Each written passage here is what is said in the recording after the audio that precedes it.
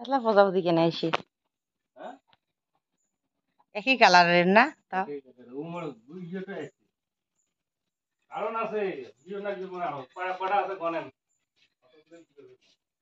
জয়টা প্রজাপতি আছে তারা বিয়ে হবে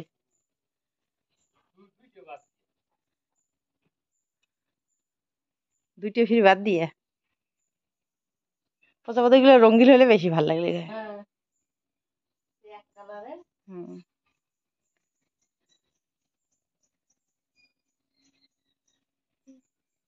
কতগুলো প্রজাপতি আসছে এখানে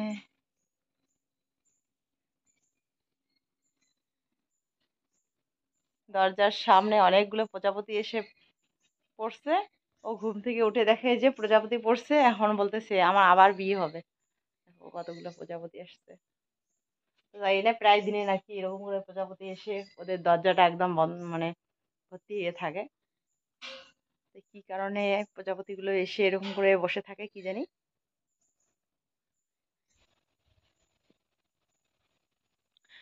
তো সুপ্রভাত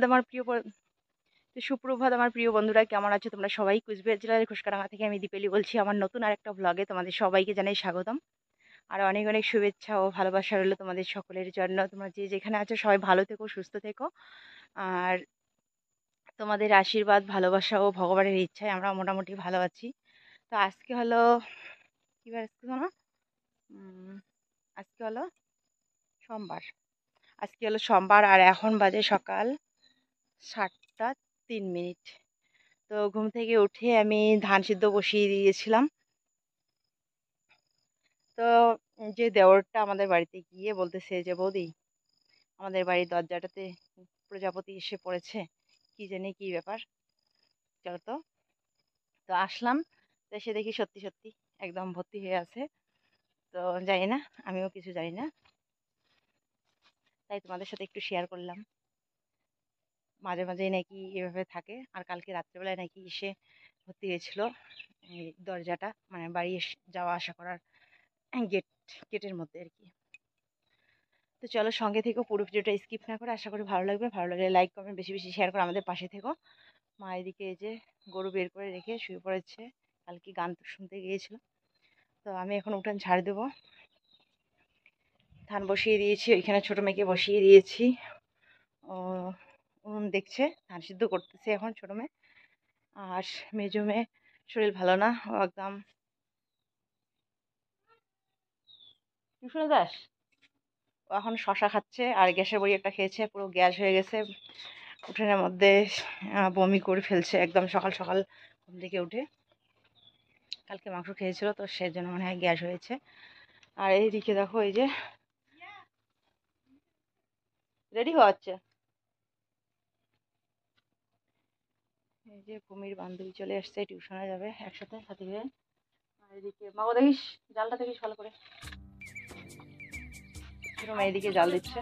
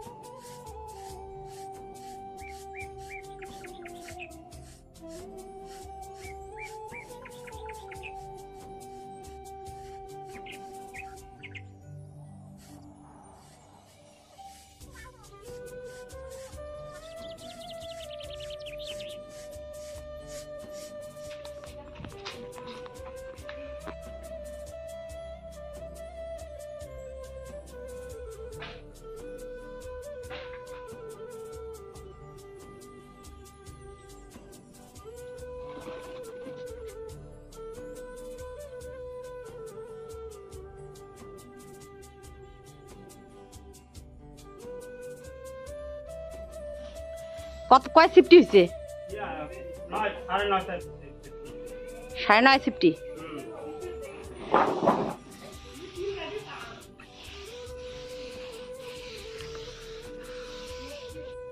সুন্দর ঘুঘু পাখিটা এসে ধান খাচ্ছে, দেখো।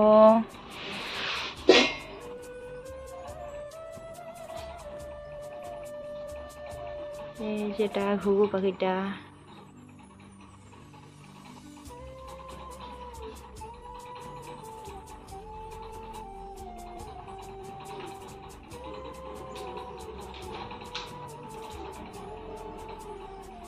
এই আবার একটা চলে আসলো।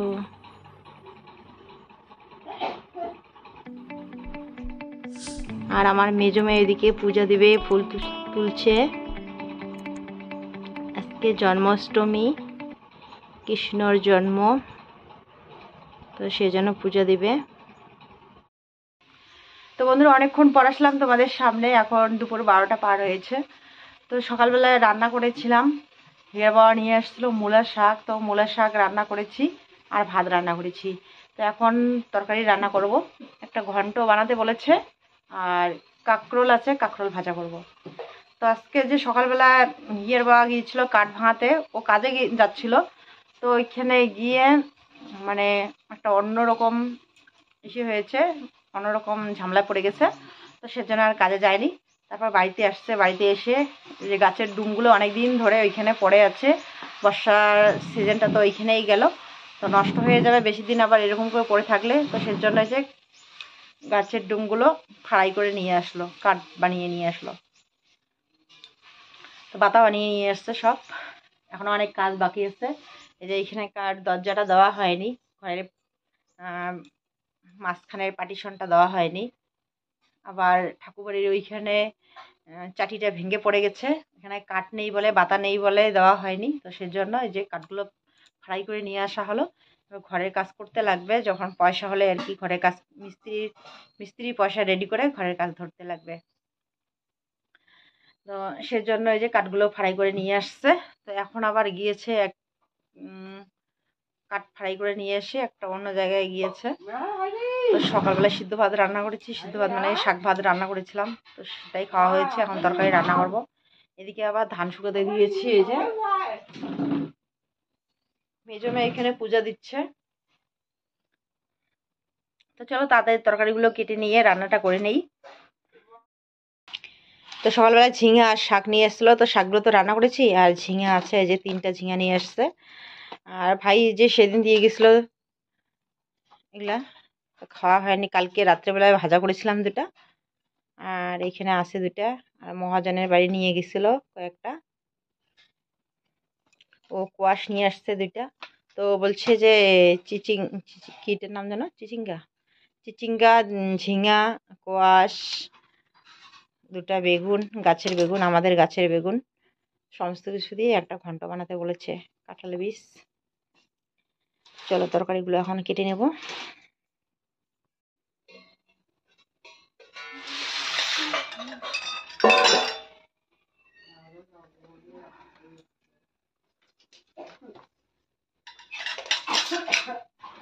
আমি এখন ভাত বসিয়ে দিয়ে সবজিগুলো কেটে নিচ্ছি। আর মেজো মেয়ে স্নান করে ঠাকুর পূজার আয়োজন করছে। তো আমাকে ও বলতেছিল যে মা, কৃষ্ণ ঠাকুরকে কি বেলপাতা দেওয়া যায়? তো আমিও তো সঠিকটা জানি না। তো বন্ধুরা, তোমরা যদি কেউ জেনে থাকো তো অবশ্যই জানিও। তো আমার শাশুড়ি মা বলতেছিল যে শিব ঠাকুরকে বেলপাতা দেয়, কৃষ্ণ ঠাকুরকে আর নাকি দিতে হয় না। তো আমি সঠিকটা জানি না। তো এখানে দেখো আমার রান্না কমপ্লিট, চিচিঙ্গা ভাজা সমস্ত কিছু মিলিয়ে একটা ঘন্ট রান্না করেছি। আর এইখানে হয়েছে মূলা শাক। তো এখন কিন্তু মূলা শাক খেতে ভালোই লাগে, এখন ছোট ছোট মূলা শাক নতুন বের হয়েছে, ভালো লাগে। আর কিছুদিন পর ভালো লাগবে না। তো বাবার খাওয়া দাওয়া হয়ে গেছে, আর বড় মেয়ে ওর ঠামার সাথে তখন ওইখানে খাচ্ছিল। তো ওদের খাওয়া হয়ে গেছে, আমি আর ছোটো মেয়ে এখন খাবো। মেজো মেয়েকে ডাকছিলাম, ও বলছে খাবে না, ওর শরীরটা ভালো না, তো সেজন্য ও খাবে না বলছে। সকালবেলাও কিছু খায়নি। ছোটো মেয়ে ওর ঠাম্মার সাথে ছাতু খেয়েছিল, কিন্তু মেজো খায়নি কিচ্ছু। তো বলছিলাম যে অল্প খাও, তাহলে সব ঠিক হয়ে যাবে, না খেলে বেশি হয় সমস্যা, গ্যাসের সমস্যা। কিন্তু ও বলছে খাবে না। আমরা এখন এই যে 2 মা মেয়ে এখানে বসে পড়লাম। চলো তাড়াতাড়ি খেয়ে নেই। তো বন্ধুরা, অনেকক্ষণ পর আসলাম তোমাদের সামনে। এখন বাজে বিকেল 5:45। তো খাওয়া দাওয়া হয়ে গেছে অনেকক্ষণ আগে। মেজো মেয়ে এখনও খায়নি, ও ঘুমিয়ে পড়েছে খাওয়া দাওয়া না করেই। সকাল থেকে ও এখনও কিচ্ছু খায়নি, ওর নাকি পেটের সমস্যা চলছে। সকালবেলায় তো বমি করেছিল, তো পূজা দেওয়ার পর আর খায়নি, এই যে ঘুমিয়েছে। তো ওকে ডাক দেই এখন। আর এইখানে বড় মেয়ে পড়াশোনা করছে। এই যে হয়ে গেল করে রাখছিস দেখ, ওই যে ওই জায়গাগুলোতে খুঁজে খুঁজে দেখ কোথায় রাখছিস। বাংলা খাতা হারিয়ে গেছে ওগুলো বলতেছে।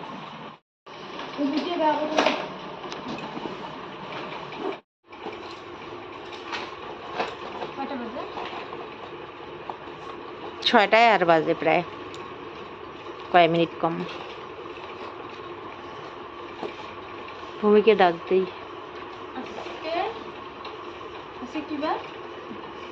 সোমবার টিউশন আছে।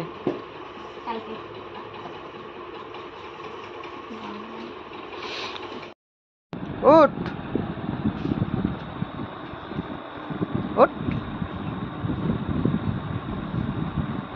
মুখটা একটা শুকিয়ে কি হয়েছে?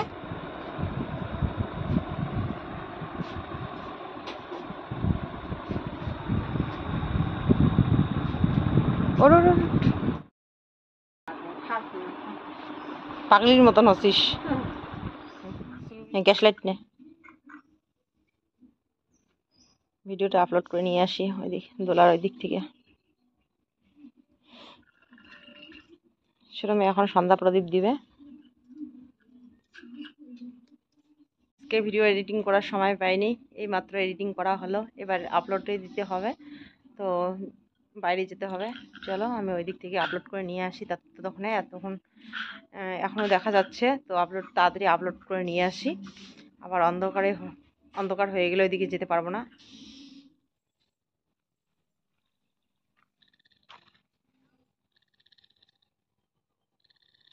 কি সুন্দর হয়েছে আকাশটা দেখো। তো পরের দিন চলে আসলাম বন্ধুরা ভিডিওটা শেষ করার জন্য। আসলে এতক্ষণ ধরে আমি এডিটিং করছিলাম, তো এখন দেখলাম ভিডিওটা শেষ করা হয়নি কালকে। আসলে কালকে আমার মন মেজাজটা খুব খারাপ ছিল, রাত্রেবেলায় আমার খুবই খারাপ লাগছিল। এতটা খারাপ লাগছিল, মনে হচ্ছিল যে কি করব আমি সত্যি বুঝতে পারছিলাম না। তো তোমাদের কাছ থেকে আমি অনেক বুদ্ধি পরামর্শ পাই। তোমরা যারা আমাকে এত ভালোবাসো, প্রত্যেক দিন সাপোর্ট করছো, যারা আমাকে ভালোবেসে আমার পাশে আছো, তো তোমাদের জানাই অসংখ্য ধন্যবাদ।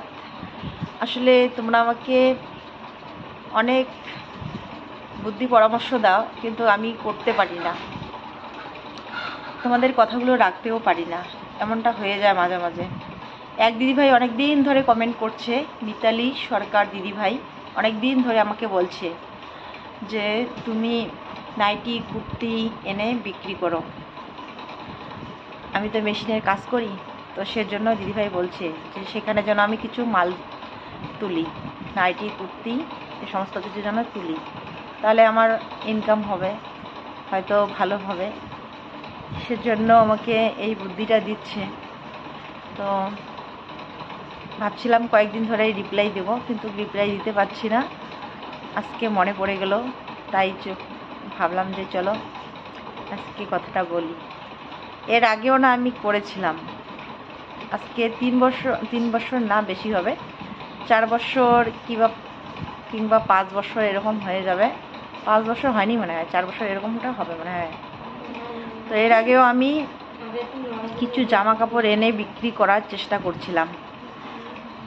তোমরা বিশ্বাস করবে না, আমি সমিতি থেকেই মানে মহিলা সমিতি থেকে টাকা এনে এই সময় আর কি ভাদ্র মাসেই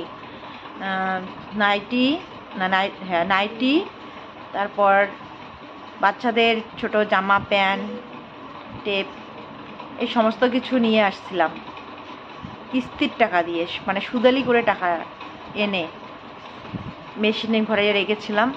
ওইখানে ছোটো ট্যাঙ্কটার মধ্যে রেখেছিলাম, ওই ট্যাঙ্কটা ভর্তি করে নিয়ে আসছিলাম বিক্রি করার জন্য। ভাবছিলাম এদিকে আমার সেলাই কাজও হবে, এদিকে বিক্রিও করব।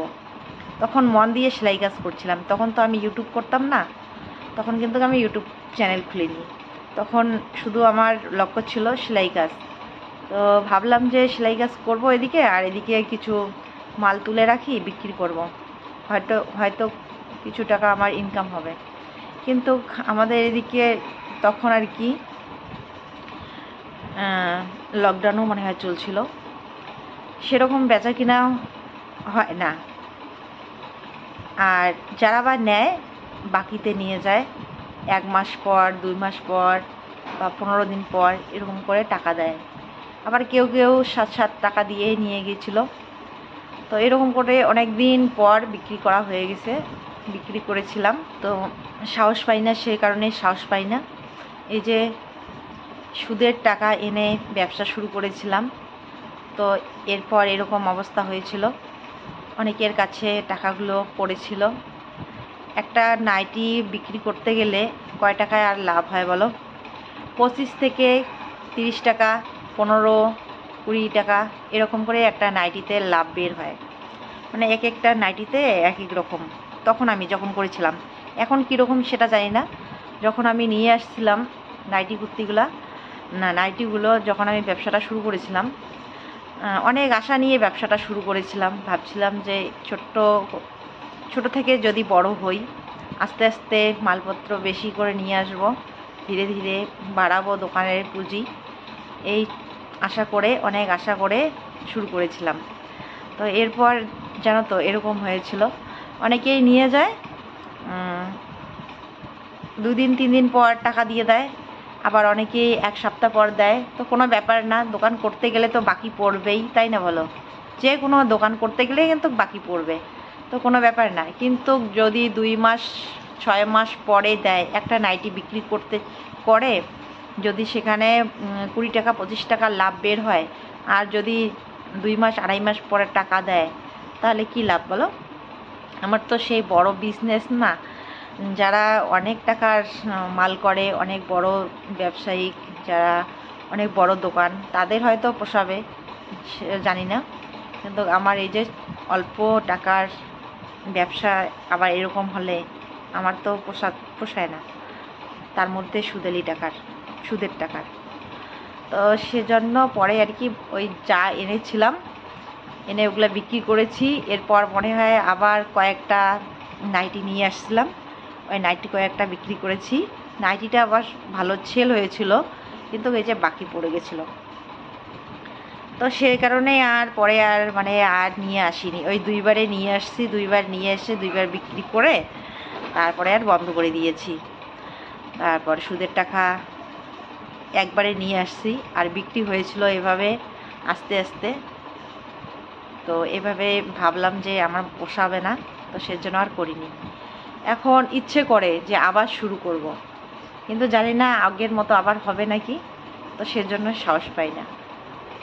তো দিদিভাই, তুমি অনেক দিন ধরে বলছিলে এই কথাটা যে তুমি নাইটি কুর্তি এনে বিক্রি করতে পারো, তাই আর কি বললাম। কি করব সত্যি আমি বুঝতে পারছি না। এনে বিক্রি করতে পারলে কিন্তু ভালোই হতো। তখন থেকে যদি আমি ব্যবসাটা চালিয়ে যেতাম, হয়তো এতদিন আমার দোকানটা বড় হতো, যদি এরকম করে বাকি পড়ে না থাকতো। আসলে আমি মানুষকে সেভাবে বলতে পারি না, তো সেজন্যই আর কি। তো এখন কি আবার শুরু করব? বুঝতে পারছি না কি করব। সেরকম পুঁজিও নেই, একটা ব্যবসা করতে গেলে তো অনেক টাকার প্রয়োজন হয়। তো সেরকম তো আমার হাতে পয়সা কড়ি নেই। যদিও বা শুরু করি, আবার এই যে ঋণ করেই করতে লাগবে। আর ইউটিউবের পেমেন্ট যদি আমি মাসে মাসে পেতাম তবু বা হতো। ইউটিউবের পেমেন্ট দিয়ে নিয়ে আসতাম, তারপরে আস্তে আস্তে বিক্রি করতাম। একবার ইচ্ছে হয় যে আবার শুরু করব। একবার করেছি তো পারিনি, আর একবার ট্রাই করে দেখি, ভাবি এটা। কারণ অনেকেই তো জামা কাপড়ের ব্যবসা করে, এখন যেখানে সেখানেও কিন্তু দোকান, তো চলে, মোটামুটি তাদের ভালোই চলে। তো দিদিভাই, তুমি সত্যি আমাকে ভালোবাসো বলেই কথাটা বলেছো, তো সব ঠিক আছে, কিন্তু আমি আর কি সাহস পাই না, জানি না কি করা আমার উচিত, কি করব।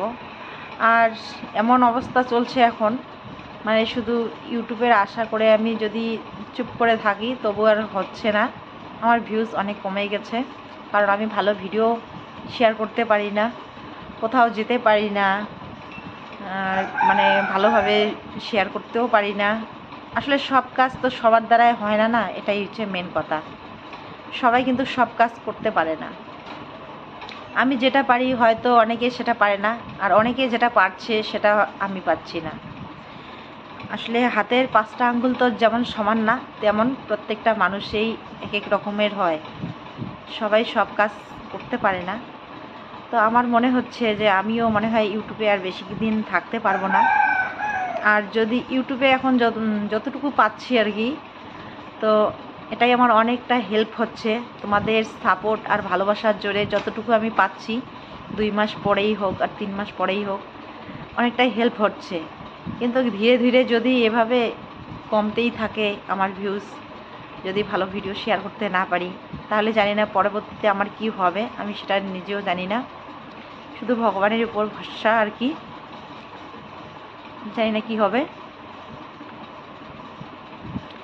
তো তোমাদের কাছে, সবার কাছে আমার অনুরোধ, বন্ধুরা তোমরা দয়া করে যেভাবে আমাকে সাপোর্ট করে যাচ্ছ, এইভাবেই একটু সাপোর্ট করে যেও।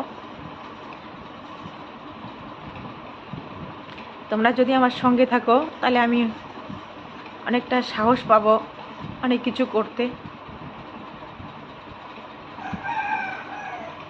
একটা কাজে যে হাত দেবো সেই সাহসটাও আমি পাই না। শুধুমাত্র তবু মাঝে মাঝে সাহস করি, শুধু তোমাদের আশায়। তোমরা যেভাবে আমাকে সাপোর্ট করছো এইভাবেই যদি পাশে থাকো, তাহলে হয়তো আমি অনেক কিছুই করতে পারবো। মেয়েদেরকে টিউশনে দিয়েছি, পড়াশোনা করাচ্ছি শুধুমাত্র তোমাদের জন্য। তোমরা যদি আমাকে সাপোর্ট না করতে, আমায় ভালোবাসা না দিতে, তাহলে আমি আজকে মেয়েদেরকে পড়াশোনা করাতে পারতাম না। এটা কেউ বিশ্বাস করুক আর না করুক, এটা আমি জানি। শুধুমাত্র তোমাদের জন্যই আমি মেয়েদের পড়াশোনাটা চালিয়ে যেতে পারছি, না হলে কখনো সম্ভব হতো না। হিয়ার বাবা মেয়েদের টিউশনের টাকা দিতে পারে না, মেয়েদের পড়াশোনার খরচা চালাতে পারে না, শুধুমাত্র সবজি খরচা আর গলামাল খরচাটাই চালায়। এছাড়া বাকি যত খরচা চালাতে হয় সবটা আমার করতে হয়, শুধুমাত্র তোমাদের ভরসায়। তোমরা সাপোর্ট করছো বলে আমি পারছি এইটুকু করতে। তোমরা যদি আমাকে সাপোর্ট না করতে, তাহলে হয়তো আমাদের কি অবস্থা হতো তা জানি না। তো চলো বন্ধুরা, আজকের জন্য আমি ব্লগটাকে এখানে শেষ করছি।